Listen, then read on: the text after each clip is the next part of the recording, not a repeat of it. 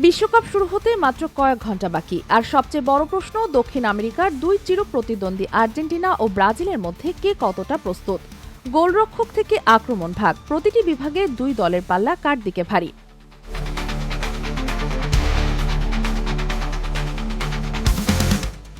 দুই দলেই বিশ্বমানের। আর্জেন্টিনার এমিলিয়ানো মার্তিনেজ বড় মঞ্চে অপ্রতিরোধ্য, পেনাল্টি শুট আউটে তার মতো কেউ নেই।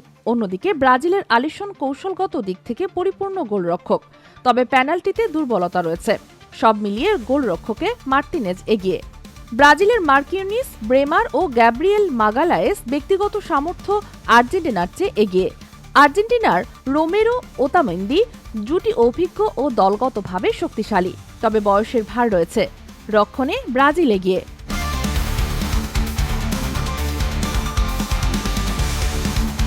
আর্জেন্টিনার এনজো ম্যাকঅ্যালিস্টার ও দি পল ট্রই বিশ্বসেরা, সংগঠিত ও শৃঙ্খলাবদ্ধ।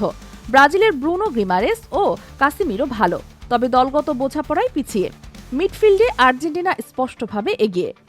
ব্রাজিলে ভিনিসিয়াস, রাফিনিয়া, নেইমার, এন্দ্রিক বিস্ফোরক ও গভীর বেঞ্চ। আর্জেন্টিনায় মেসি অতুলনীয়, আলভারেজ ও লাউতারো কার্যকর, তবে বিকল্প কম। অতিরিক্ত মেসি নির্ভরতা দুশ্চিন্তার কারণ। আক্রমণে ব্রাজিল সামান্য এগিয়ে।